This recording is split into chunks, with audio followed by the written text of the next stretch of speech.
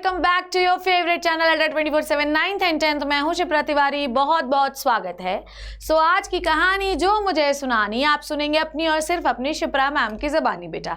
और हमने live process का 1 टॉपिक कंप्लीट कर लिया है with the very very very very detailed banner. और अब हम दूसरा टॉपिक शुरू कर रहे हैं जो कि है रेस्पिरेशन। न्यूट्रिशन से तो छोटा टॉपिक है और जल्दी से कंप्लीट भी हो जाएगा, घबराना मत। एक्चुअली चारों में सबसे जो बड़ा टॉपिक है वो है आपका ट्रांसपोर्टेशन, वो थोड़ा टाइम लेगा, बाकी सब छोटे। थोड़ा न्यूट्रिशन एंड ट्रांसपोर्टेशन बड़ा है, बाकी रेस्पिरेशन एंड जो आपका एक्सक्रीशन है वो बहुत ही छोटा है। नाउ आज जो मैं आपको सुनाने वाली हूँ ये बहुत ही छोटी सी चीज़ है एक छोटे से वीडियो में। आज बेसिकली हम ये सीखेंगे कि what is the basic difference between the respiration and the breathing.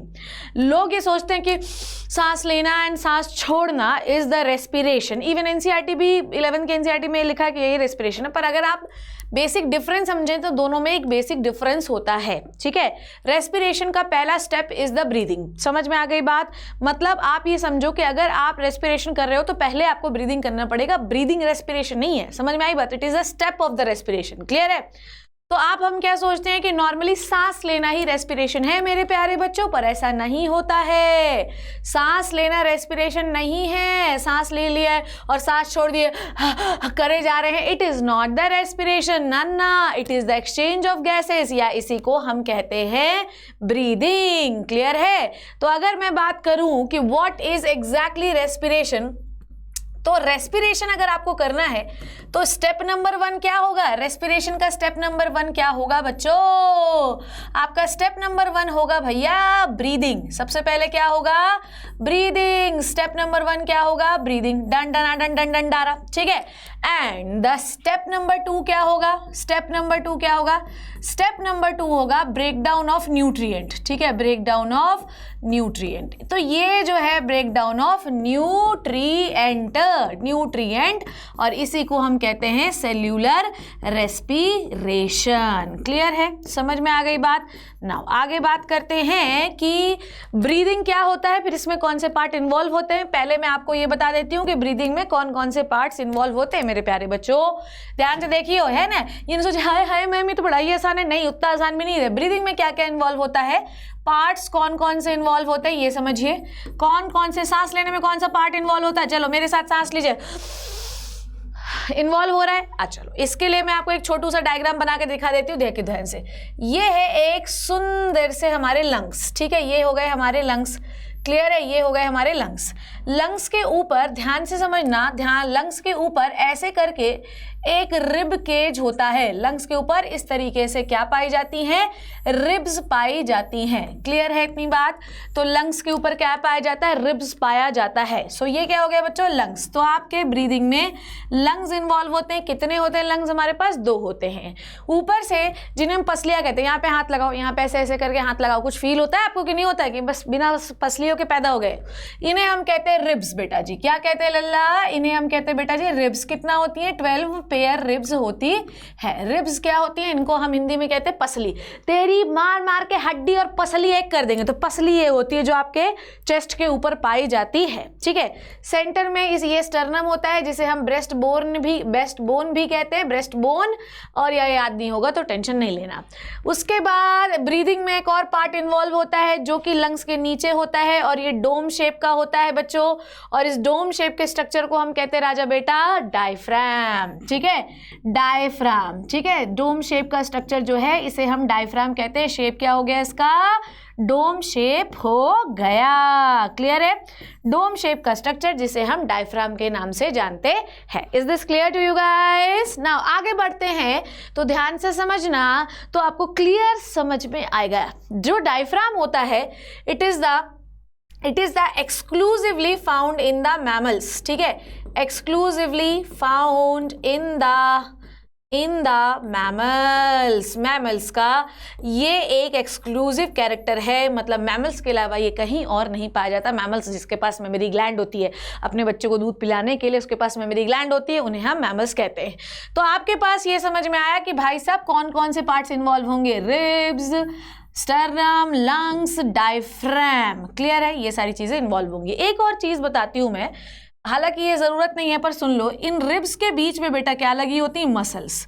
In ribs के बीच में क्या लगी होती है, इसलिए रेड कलर से बनाया है। रिब्स के बीच में होती हैं बच्चों जी मसल्स, ये होती है मसल्स। तो ये मसल्स भी ब्रीदिंग में इन्वॉल्व होती हैं। मसल्स कौन सी मसल्स बेटा जी, ये भी बहुत जानना जरूरी है। कौन सी मसल्स इन्वॉल्व होती हैं, ये देखो रिब्स के बीच में होती हैं मसल्स, और ये मसल्स भी इन्वॉल्व होती हैं। मसल्स कहाँ प्रेजेंट है, मसल प्रेजेंट है इन बिटवीन द रिब्स। कहाँ प्रेजेंट है राजा बेटा, in between the ribs. Clear है इतनी बात। रिब्स के बीच में पाई जाने वाली मसल्स हैं, 2 रिब्स के बीच में ये मसल्स पाई जाती हैं। तो क्या क्या इन्वॉल्व हो गया भाई साहब, पहला हो गया राजा बेटा लंग्स, दूसरा हो गया रिब्स, तीसरा हो गया मान लो डायफ्राम, चौथा हो गया आपका मसल्स। ये सारी चीजें ब्रीदिंग में इन्वॉल्व होती हैं। अभी आपको इसका मैकेनिज्म समझाती हूँ। क्लियर है, समझ में आएगी बात। क्या क्या इन्वॉल्व हो गया, एक बार रट्टा मारिए, लंग्स। लंग्स के बाद दूसरा नंबर बोलिए मेरे साथ, रिब्स। रिब्स कितनी होती है, 12 पेयर। तीसरा क्या हो गया, डोम शेप का स्ट्रक्चर, डायफ्राम। और उसके बाद क्या हो गया बच्चों, और उसके बाद चौथा नंबर आया मसल्स का, muscles in between the ribs. Clear है, समझ में आई बात, क्योंकि रिब्स को ऊपर नीचे करना है तो मसल ही तो खींचेंगे उनको। नाउ सेलुलर रेस्पिरेशन में कौन इन्वॉल्व होता है, बताइए। सेलुलर रेस्पिरेशन में कौन इन्वॉल्व होता है, सेल इन्वॉल्व होती है। Involvement of the cell, involvement of the cell, टन टन टन टन टन टारा। क्लियर है, तो ये आपको ये समझ में आ गया कि किसमें क्या इन्वॉल्व होता है। ब्रीदिंग क्या है ये भी यहीं पर लिखूंगी मैं, एक स्लाइड पूरी इंफॉर्मेशन, लेक्चर एंड, उसके बाद कुछ पढ़ने की जरूरत ही नहीं पड़ेगी। ठीक है, ब्रीदिंग क्या है ये समझ लीजिए। ब्रीदिंग है एक्सचेंज ऑफ गैसेस। क्या है बच्चों, ब्रीदिंग है एक्सचेंज ऑफ गैसेस। ठीक है, कहां से गैसेस का एक्सचेंज है शिप्रा मैम, ये भी बता दीजिए आप, कहां से कहां की ओर गैसेस का एक्सचेंज है। गैसेस का एक्सचेंज है बेटा जी एनवायरमेंट से, ध्यान से समझिए, एनवायरमेंट, यार मैं इसका स्पेलिंग बहुत मिस्टेक लिखती हूँ, एनवायरमेंट से कहां की ओर, टू लंग्स, ये होता है गैसेस एक्सचेंज। क्लियर, या लंग्स से एनवायरमेंट, तो this is called as gases exchange. Clear है इतनी बात, डन। अब आ जाओ एक एक करके अपन स्टेप समझ लेते हैं। तो अगर आपको ये लगता है कि respiration is just a gases exchange, तो ना मुन्ना ना। एंड कोई भी ऑर्गेनिज्म अगर वो जीवित है, ठीक है, तो उसके अंदर रेस्पिरेशन पाया ही जाएगा। तो it is the property of living beings, it is one of the property of living organism. Clear है, लिविंग ऑर्गेनिज्म की ये एक प्रॉपर्टी होती है। ठीक है, लिविंग ऑर्गेनिज्म की ये एक प्रॉपर्टी होती है। अगर हमें ये लगता है कि simple gases exchange is the respiration, तो ना, गैसेस एक्सचेंज नहीं होता राजा बेटा, गैसेस एक्सचेंज से ऊपर की बात है ये। क्लियर है, तो scientific meaning of respiration is a complex process. समझ में आई बात, रेस्पिरेशन एक कॉम्प्लेक्स प्रोसेस है, ये सेंटेंस याद रखना है। रेस्पिरेशन एक कॉम्प्लेक्स प्रोसेस है जिसमें 2 स्टेप्स इन्वॉल्व होते हैं। Involving how many steps, 2 steps involve होते हैं। पहला स्टेप क्या हो गया मेरे प्यारे बच्चों, पहला स्टेप हो गया गैसियस एक्सचेंज, दूसरा स्टेप हो गया break down of simple food. Break down of simple food हमेशा कहाँ होगा, inside the cell, inside the cell. Clear है, and look at this, if you see the diagram, जितने भी पार्ट मैंने आपको बोले हैं इसमें आपको क्लियर समझ में आ जाएंगे। देखो ये डोम शेप का स्ट्रक्चर है, इसे हमने क्या कहा था, इसे हमने कहा था डायफ्राम। ये है आपका लंग्स, ये है आपका लंग्स। क्लियर, अब मैम आपको बताने वाली है कि ब्रीदिंग कैसे होता है। और इनसाइड द सेल क्या रिलीज होती है बच्चों, इनसाइड द सेल क्या होता है, ब्रेक डाउन ऑफ फूड होता है और इससे एनर्जी रिलीज होती है। तो अगर मैं ये पूछूं एनर्जी बाहर होती है, एनर्जी रिलीज, तो अगर मेरे बच्चों मैं ये पूछूं कि भैया रेस्पिरेशन क्या है, तो रेस्पिरेशन क्या है बच्चों, रेस्पिरेशन कुछ नहीं है, it is the complex process. इसके अंदर 2 स्टेप्स। देखो ब्रीदिंग को रेस्पिरेशन ना मान लेना मुन्ना, नहीं तो काम गड़बड़ हो जाएगा और गलत हो जाएगा। रेस्पिरेशन एक कॉम्प्लेक्स प्रोसेस है जिसमें 2 स्टेप्स होती हैं। पहला स्टेप, दूसरा स्टेप क्या, जो आप डाइजेस्टिव सिस्टम से न्यूट्रिएंट्स को ब्लड से लेकर आ रहे हैं उसे सेल में जाना है और सेल के अंदर उन्हें टूटना है और एनर्जी निकालनी है, इसे हम सेलुलर रेस्पिरेशन कहते हैं। क्लियर है, समझ में आई बात। तो ये याद रखिएगा कि splitted into 2 separate process, breathing which is exchange of gases, cellular respiration it is a break down of nutrient. Cellular respiration में क्या क्या होता है बच्चों, break down of the nutrient, break down of the nutrient, breakdown of the nutrient inside the cell, breakdown of nutrient inside the cell। Clear है, to release to release energy, तो ये हो गया आपका cellular respiration, to release energy. तो what is respiration? पहले तो आपको गैसेस एक्सचेंज करो, उसके बाद सेलुलर रेस्पिरेशन करो। क्लियर है? आ गई इतनी बात। नाउ अब मैं आपको ये बताने वाली हूँ, लुक एट दिस। चलो मैं आपको अब ब्रीदिंग के बारे में समझाती हूँ। देखो क्या होता है ब्रीदिंग, क्या होता है, ध्यान से समझिए। Breathing is a type of ventilation. Breathing का स्लैश हम दूसरा नाम भी क्या रख सकते हैं? ब्रीदिंग का दूसरा नाम हम रख सकते हैं वेंटिलेशन। समझ में आई बात? वेंटिलेशन। ओके, तो ब्रीदिंग का दूसरा नाम आज से सब लोग याद रखेंगे कि ब्रीदिंग का दूसरा नाम क्या होता है। राजा बेटा मेरे आंखों को तारो, वेंटिलेशन। क्लियर है? सांस लेना, सांस छोड़ना, इट जस्ट अ ब्रीदिंग, और इसे हम वेंटिलेशन भी कहते हैं। इसमें क्या करता है, organism take the oxygen from the environment और कार्बन डाइऑक्साइड को रिलीज करता है। ठीक है, ब्रीदिंग जो होता है, ये जो फिनोमिना आपको दिखाई दे रहा है, listen to me very carefully. देखो, ब्रीदिंग एक ऐसा फिनोमिना है जो हायर ऑर्गेनिज्म में पाया जाता है। जो भी ऑर्गेनिज्म आपको सांस लेता हुआ दिखाई दे रहा है वो एक हायर डेवलप्ड ऑर्गेनिज्म होता है। बहुत सारे ऐसे ऑर्गेनिज्म हैं जिनको सांस लेने की जरूरत नहीं होती है, वो अपने स्किन से ही ऑक्सीजन को अंदर कर देते हैं और अपने स्किन से ही कार्बन डाइऑक्साइड को बाहर कर देते हैं। जैसे कि अर्थवर्म, अर्थवर्म के पास जो है सांस लेने के लिए जो है डायफ्राम, फाइब्राम, ये सारी चीजें नहीं होती, वो अपने स्किन से ऑक्सीजन को अंदर ले लेता है और कार्बन डाइऑक्साइड को राजा बेटा बाहर निकाल देता है। Is this clear? I think I am clear. Breathing एक ऐसा प्रोसेस है जिसमें हम गैसों का आदान प्रदान करते हैं। एनवायरनमेंट से गैसों को अंदर ले लेते हैं, मिक्सचर ऑफ गैस लेते हैं, पर हमें सिर्फ ऑक्सीजन की जरूरत है। तुमको बताऊं, हम जो है 20 से 21 ml ऑक्सीजन अंदर लेते हैं, पर यूज कितना करते हैं? सिर्फ 5 ml। बाकी पूरा 15 ml हम बाहर सांस छोड़ने के दौरान बाहर निकाल देते हैं। तो ब्रीदिंग के बेसिकली 2 स्टेप्स हैं, ध्यान से समझना। How many steps we have in the breathing? Breathing के 2 steps होते हैं बच्चों, ध्यान से सुनिए everybody, come on everybody। ठीक है, स्टेप्स कितने होते हैं ब्रीदिंग के? ब्रीदिंग के 2 स्टेप होते हैं। पहला होता है इनहेलेशन। क्लियर है? पहला स्टेप क्या है? इनहेलेशन। और दूसरा स्टेप क्या है? एक्सहेलेशन। तो पहला स्टेप क्या है मेरे मुन्ना, मेरे बच्चों, मेरी बच्चियों? पहला स्टेप है इनहेलेशन और दूसरा स्टेप है एक्सहेलेशन। इनहेलेशन एक ऐसी प्रोसेस है जो कि एक्टिव है। एक्टिव है, ये कैसी प्रोसेस है? एक्टिव है। एक्टिव का मतलब ये है कि इसमें आपको एनर्जी लगानी पड़ती है, एनर्जी लगानी पड़ती है। क्लियर है? इसमें आपको एनर्जी लगानी पड़ेगी, जैसा, ठीक है। पर एक्सहेलेशन एक पैसिव प्रोसेस। अब यहाँ जगह नहीं, मैं कहाँ लिखूँ, कहाँ लिखूँ यार, कहाँ लिखूँ, कहाँ लिखूँ, कहाँ लिखूँ? चलो यहाँ लिख देते हैं, ठीक है, यहाँ पे लिख देती हूँ। आ जाओ, आ जाओ मुन्नो। चलो बच्चों, यहाँ पे मिटा दे रही हूँ मैं, यहाँ पे साफ सुथरे तरीके से लिख देती हूँ, ठीक है। यहाँ पे मैं साफ सुथरे तरीके से लिख देती हूँ, इसको मिटा देती हूँ क्योंकि मुझे भी डायग्राम भी एक्सप्लेन करना है, ठीक है। चलो यहाँ पे लिख देते हैं। तो ब्रीदिंग के कितने स्टेप्स बताए मैम ने आपको? ब्रीदिंग के 2 स्टेप्स होते हैं। इनहेलेशन, सांस लेना, इनहेल करो, inhale the beauty of their, ऐसा करते हो ना, इनहेलेशन। और दूसरा होता है एक्सहेलेशन। अब आपको किस में मेहनत करनी पड़ती है बच्चों? किस में आपको दम लगाना? खुद ही लेके देख लो ना यार, अब मैं तुमको खुद ऐसे इमेजिन नहीं करवा सकती, खुद सांस लेके देखो। किस में आपको एनर्जी लगानी पड़ती है? तो इसमें आपको एनर्जी लगानी पड़ती है, एनर्जी लगानी पड़ती है, ठीक है, लगानी पड़ती है, ठीक है। और एक्सहेलेशन में, ठीक है, एक्सहेलेशन में ये, अच्छा, इनहेलेशन एनर्जी लगानी पड़ती है, इसीलिए ये एक एक्टिव प्रोसेस है। क्लियर है? तो इनहेलेशन में आपको सांस लेना है, सांस लेना है तो आपको क्या लगानी पड़ती है? एनर्जी, इसलिए एक्टिव प्रोसेस है। जिसमें भी एनर्जी लगानी पड़े वो एक एक्टिव प्रोसेस है। पर जिसमें जो अपने आप हो, जिसमें कोई एनर्जी ना लगाने पड़े, वो होती है एक पैसिव प्रोसेस।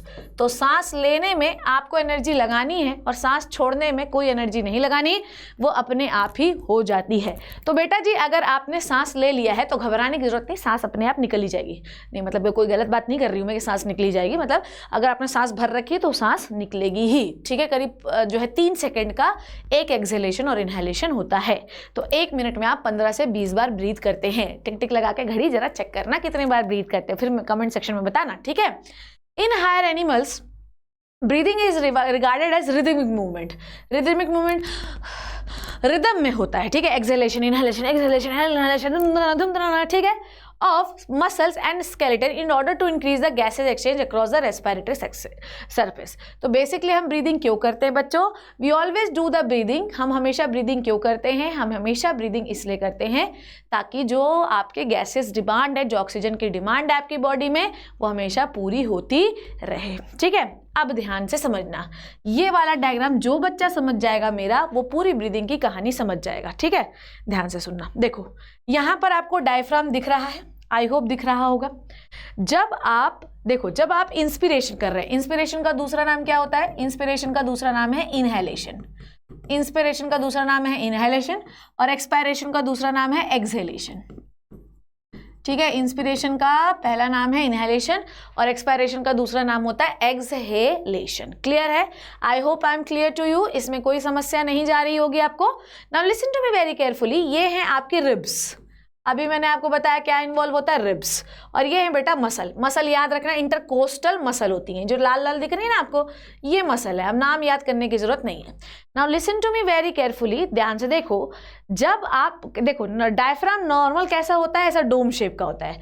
पर जब आप सांस लेते हैं तो क्या हो रहा है, आप देखो ध्यान से। मैं सांस लेके बताती हूँ। देखो ये है पूरी चेस्ट कैविटी, रिब केज पीछे वर्टिब्रल कॉलम से जुड़ी रहती है। देखो ये ऐसा गोल होता है, इसके बीच में लंग्स फंसा हुआ है, ठीक है।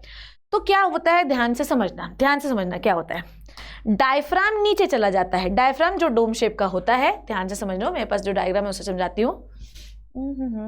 Okay, now listen to me very carefully. मान लो ये लंग्स है, ठीक है। मान लो ये आपके लंग्स है, ठीक है। और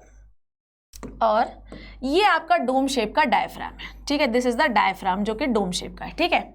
और आपकी ऊपर क्या लगी हुई है, रिब के लगी हुई। पर मैं रिब के बारे में अभी आपसे नहीं बात कर रही, रिब के बारे में मैं आपको पढ़ाऊंगी। जब आप सांस लेते हैं, ध्यान से समझिए, जब आप सांस क्या करते हो बच्चों, लेते हो, तो ये डायफ्राम जो डोम शेप का है ना, ये ऐसा नीचे आ जाता है, ठीक है। कैसा आ जाता है, नीचे आ जाता है। क्लियर? तो डायफ्राम जो होता है ये क्या है, ध्यान से समझना। डायफ्राम नीचे की ओर जा रहा है, डायफ्राम पुल नीचे की ओर, ठीक है। तो इससे क्या हो गया, एरिया बढ़ गया। यहाँ पर देखो एरिया इंक्रीज हो गया, एरिया इंक्रीज हो गया। तो इनहेल करेंगे आप तो लंग्स को फूलने में मदद मिलेगी भैया। यहाँ पे तुमने डायफ्राम को घुसा रखा है, लंग्स फैलेगा भी तो फट नहीं जाएगा। तो यहाँ पर हमने एरिया इंक्रीज कर दिया सो दैट लंग्स क्या हो सके, इन्फ्लेट का मतलब क्या होता है, फूल सके। इन्फ्लेट का मतलब क्या हो सकता है, फूल सके। समझ में आई बात? आगे बात करते हैं। अब अगर आपको ध्यान से दिख रहा होगा कि जो रिबकेज है आपका, देखो रिबकेज, देखो लंग्स, देखो क्या किया हमने, रिबकेज को ऐसा बढ़ाया, टड़ा, यहाँ से एरिया बढ़ गया, ठीक है। और डायफ्राम को नीचे खींचा तो यहाँ से एरिया बढ़ गया। तो ये कह रहा है कि चेस्ट वॉल ऐसे बढ़ रही है तो यहाँ भी जगह खाली हो गई, डायफ्राम नीचे जा रहा है तो यहाँ भी जगह खाली हो गई, सब जगह खाली हो गई। तो जब आप सांस लेंगे तो लंग्स फैलेगा तो लंग्स को जगह मिल जाएगी। पर जब बेटा आप सांस छोड़ेंगे तो डायफ्राम अपनी ओरिजिनल पोजीशन पर जाएगा, फूले हुए लंग्स पे एक दबाव बनेगा। चल बे, हम आ गए वापस से। जो फूले हुए लंग्स पे ये दबाव बनाएगा, रिब्स अपनी जगह पे आएंगे तो साइड से दबाव बनाएंगे और हवा बाहर आ जाएगी। तो it is just like bucket handle movement. जैसे बकेट होती है, ऐसे बाल्टी उठा लिए, हवा अंदर, बाल्टी नीचे रख दिए, हवा बाहर। तो it is the bucket handle movement. Inhalation exhalation, inhalation exhalation, inhalation exhalation. तो जब ऐसे करोगे तो एरिया बढ़ेगा तो सांस अंदर आएगी, और जब ऐसे कर दोगे तो सांस बाहर जाएगी। तो इस तरीके से इन्वॉल्व होता है। अच्छा, ये करने में भाई दो रिब्स के बीच में जो मसल होती हैं वो रिब्स को जो है साइड की ओर अपवर्ड मूवमेंट करवाती हैं। अब अगर आप यहाँ GIF देख रहे होगे तो ये देखो कैसे जा रहा है, टेढ़ा लंग्स फूल गया, टेढ़ा लंग्स पे चढ़ गया। यहाँ पे डायफ्राम का बहुत बड़ा रोल है। जब डायफ्राम डोम शेप का है तब आप एक्सहेल कर रहे हैं, जब नीचे आ गया है तब आप इनहेल कर रहे होते हैं।